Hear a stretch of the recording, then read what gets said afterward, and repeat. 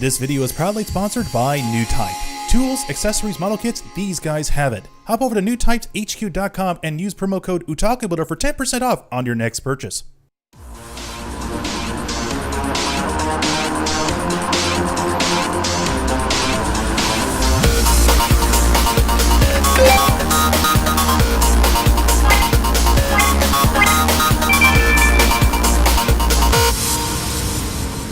Welcome my dudes and dudettes to the very first and possibly many video tutorials on how to install Evans Designs LED lights into your favorite Gundam or any other favorite Gundam model kits that your personal preference. Now, this video tutorial is going to be heavily focused on installing LED lights into the head and the thrusters in the back. Now, I know there are thrusters in the cap area, but that's a little too advanced, so we're going to focus on the basics first. Now, the question I frequently get asked a lot is what are the proper tools you need to install LED lights? You're going to need a really good Dremel. Me personally, I'm rocking the Dremel 8220 wireless. It's really good. You get about 8 to 6 hours of battery life, but the biggest issue with this Dremel is the weight distribution. The motor's pretty heavy, the battery's pretty heavy, so you kind of got to get used to it. I would recommend you get a plug-in Dremel to remedy the problem. Now, owning a Dremel is great, but you're going to need the actual drills to get the jobs done. I got this one at my local Walmart for like 13 to 14 bucks. You can most definitely find us on Amazon.com and other hardware stores that definitely carry this brand. Next tool on the bucket list is a pair of wire cutters. Now, there are going to be times where you're going to be running short on electrical wiring, and it doesn't hurt to actually have a spare line around. But if you're going to have some line around, you're going to need the proper tools. So I would recommend picking this one up.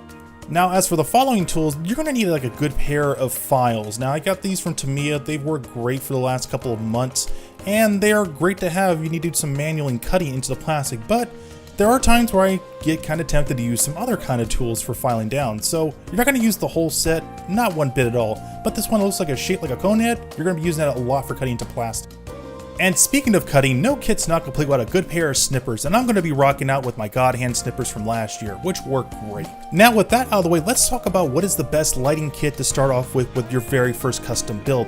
This one right here, the Lighting Kit 1, comes with a lithium-ion battery, 2 shrink tubes, 1 chip LED light, and a power supply, all running between a 3-volt power. So it's always good to start small and then work your way up. Next package up, which I highly recommend, is the Wire Connector Master Pack. This is going to be housing the male and female connectors to create that nice, clean electrical plug-in. Now, there are going to be times you have to do hard wire, but if you want to get it nice and clean and professional, would highly recommend picking up this package. Next up, we're going to be rocking Evans Designs Z LED Lights, which is the smallest one that the company has produced to power on the eyes, the radar, and the visor for the Gundam head. Now, as for the thrusters, I was going to use a 3mm LED light, but they're a little too big, so I'm going to end up rocking with the Z LED lights, preferably color blue. Now, there will be times where you will run short on electrical wire, so it's always best to actually have a handy spare of twisted red wire and also solid magnetic wire for your LED lights. Doesn't hurt to be prepared. Now, the next thing you're probably asking yourself, it's great to have a pair of wire cutters, but what about the magnetic wires? Light sandpaper will get the job done because it'll strip off the paint on the magnetic wire. Using a heavier grade of sandpaper will actually damage the wire at the very end. Now, this part is very important because I get asked this question a lot on a regular basis on what is the best super glue to lock these LED lights into place. Now, you can go with the traditional super glue and it'll get the job done, but it'll chip and flick over time, which overall will do more damage to the LED lights. So I like to go with an extra thick super glue. Now, the only drawback with the extra thick glue is, well, it doesn't dry really fast, so I would recommend Bob Smith Industry Instant Set onto the surface, which will take roughly 8 to 10 seconds, but with it using a spray, it disperses it everywhere on your workspace. So I would just take the nozzle off, grab yourself like a toothpick, and just dab a little bit on there, and just dab it onto the selected area that you have the glue on there. It'll get it done immediately. And last on the list is rubber block, which I'll get into explaining later on in the video what its purpose for. Now, for the first drilling, this is where things get really interesting. So, to install an LED light into the radar assembly, I need to drill a hole, a very small little hole through the left temple of the Gundam head, in which I need to actually funnel electrical wire down and back of the head. So, I'm going to need to create a second point, which is going to be the exit point for all the additional electrical wiring once I'm done. Then, after when I'm done with that, I'm going to need to drill a small little hole in the very front of the head to funnel electrical wiring to light in the visor as well as the actual Gundam eye.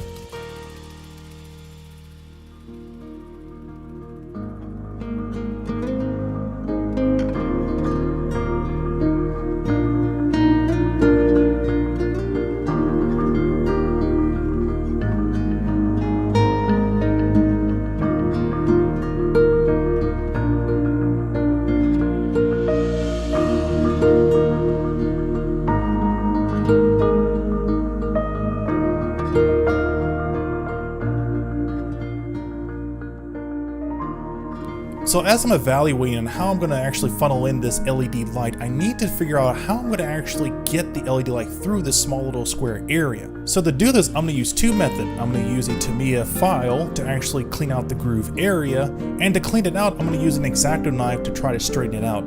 Now there are going to be some parts in the video where it looks like it's damaged because I went a little too far on the filing process, so don't rush it. Take your time, because we all know when you do rush on building something, you're going to create even more mistakes. So take your time.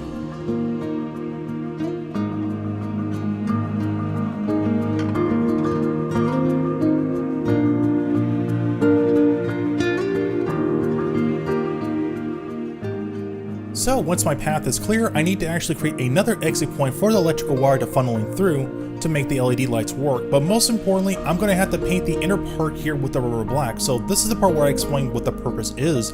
Now, there are going to be parts when you illuminate these LED lights, they are going to be very bright, which is cool. But the downside for something that's like a white plastic, it's going to create like a translucent, like glowing effect. And we don't want that. So to minimize that, we're going to be using the airbrush to actually cover up those tight little surrounding areas in with the rubber black to create less light leaking. Now, this process is optional. You don't have to do this. It's completely optional, but if you want to help reduce that weird translucent effect that I was mentioning earlier, I would highly suggest you follow this step. So the first step, we're going to need to actually do some custom painting onto the white pieces. So we're going to hit them up with a light Tamiya gray and then top that off with some pre-shadowing using Tamiya Sea Blue. Now this color is optional. You don't have to go with this. You can go with a traditional Tamiya black. Next up, you're going to need an epoxy cup with actually measuring label numbers onto there. And to top things off, to actually mix the paint in there, you're going to need an eye drop to pour the paint in there, as well as your choice of paint thinners, which I'm going to be using Missions Models Paint Thinner. Now this part might seem confusing for beginner and pro builders, why I actually have like a limit of paint that I pour into the reciprocal. I just don't like wasting paint. That's all I need to say. So what I'm gonna fill it up is up to 25 on the limit, and then once I hit that threshold, I'm gonna pour 7 drops of my choice of paint thinner in there and give it a good mix for about under 20 to 30 seconds. So once the mixture is properly mixed, I need to check to see if the consistency will work just fine for my airbrush, because if it's too thin, it's gonna create issues onto the surface. If it's too thick, it's gonna clog up my airbrush, but I am 100% certain that this will work. And once it works, I'm gonna plug it into my airbrush and start doing my pre-shadowing effect. Now, the needle that I'm using for my airbrush, I believe it's going to be a 0.2 needle to do a nice little fine detail.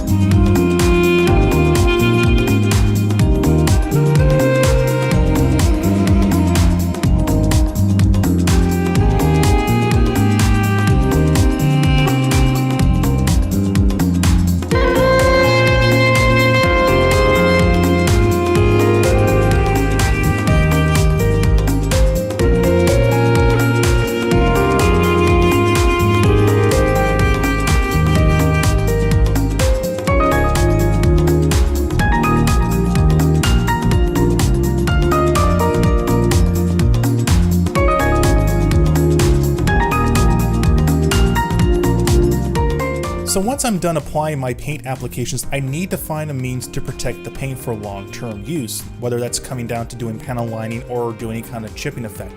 Now, I prefer using semi-gloss spray because it creates a nice little flat texture while making it semi-glossy, but it gives a nice clean polished look while at the same time protecting the paint. But you're going to need to apply at least 3 to 4 layers.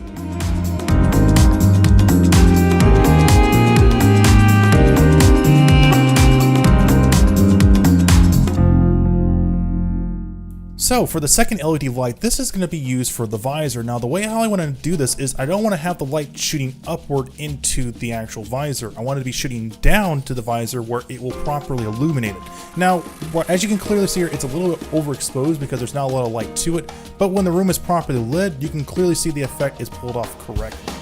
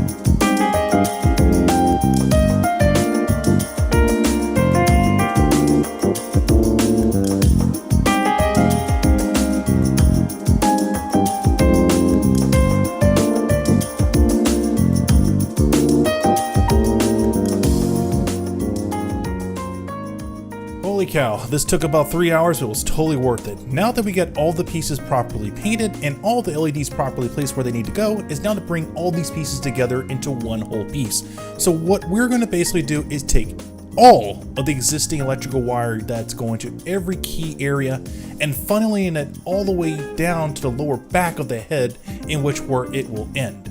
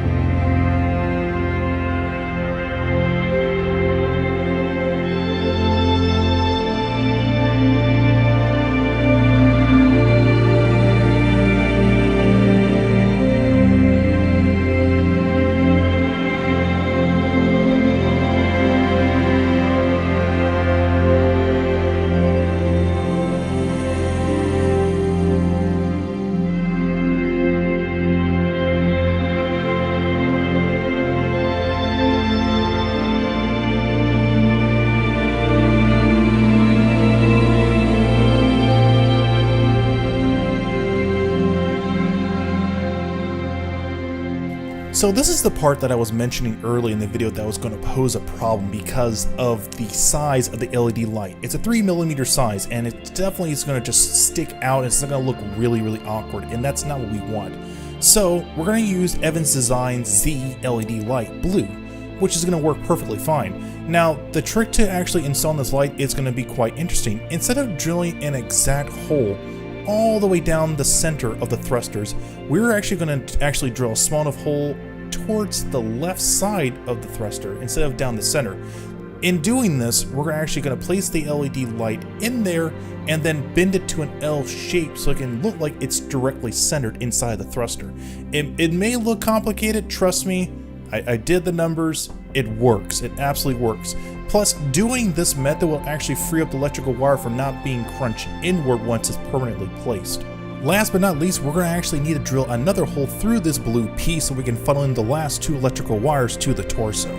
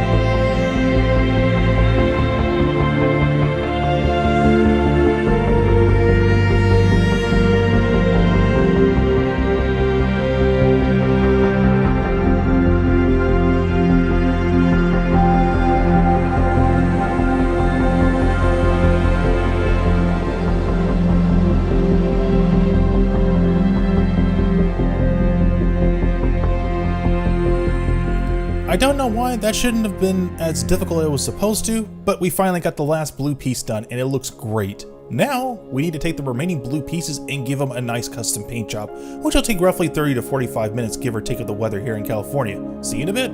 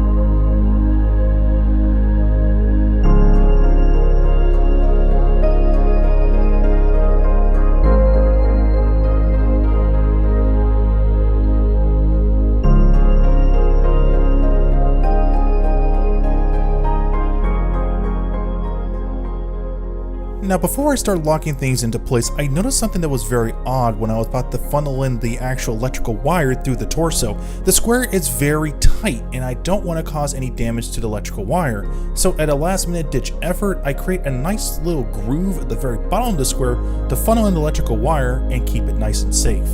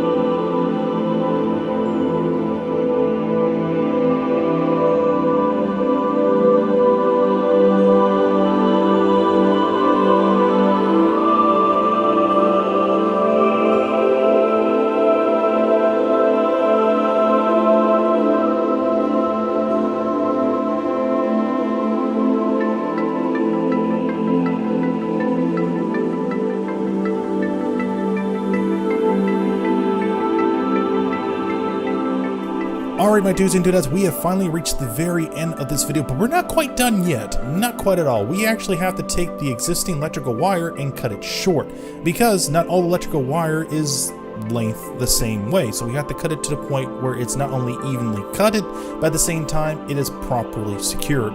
So first things first, we need to cut it down. As for the next step, we need to take each individual wire and actually measure it out to at least 2 inches. And the purpose of that is we're going to end up using the flex pad with the sandpaper.